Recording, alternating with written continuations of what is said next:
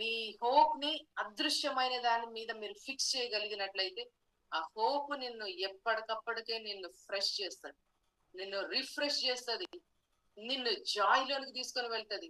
నువ్వు ఇంకా ఆ జాయ్ లో నువ్వు అనుభవించేటట్లు చేస్తది. దాంట్లోనే కంటిన్యూ అయ్యేటట్లు చేస్తది. అర్థమవుతుందా? అందుకని బైబిల్ ఈ నిరీక్షణ మనలను సిగ్గుపరచదు. ఈ నిరీక్షణ మనలను సిగ్గుపరచదు. అసలు ఎప్పటికీ నిన్ను సిగ్గుపరచదు. ఎందుకంటే నువ్వు అదృశ్యమైన దాని మీద నువ్వు నిరీక్షిస్తున్నావు.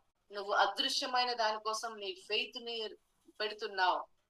నువ్వు అదృశ్యమైన కనబడనది అది క్లియర్ గా నువ్వు చూస్తూ, కనబడనిది అది పర్మనెంట్ అని నువ్వు తెలుస్తూ, నువ్వు దానితోటి నువ్వు ఫిక్స్ అయి ఉన్నావు కాబట్టి భూమి మీద నీ జీవితంలో ప్రతి ప్లేస్ లో కూడా నీకు లైఫ్ అనేది క్రియేట్ అవడం స్టార్ట్ అవుతుంది.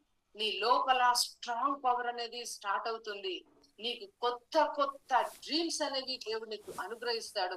ఇంకా నువ్వు నువ్వు ఇంకా ఏం చేయాలో అది నువ్వు ఆ ప్లేస్ లోకి వెళ్ళడానికి ముందే దేవుడు నీకు మొత్తం ఒక పిక్చర్ అనేది దేవుడు నీ లోపలనే నీకు అనుగ్రహిస్తాడు. ప్రతి ఒక్కరికి పిక్చర్ అనేది అవసరం.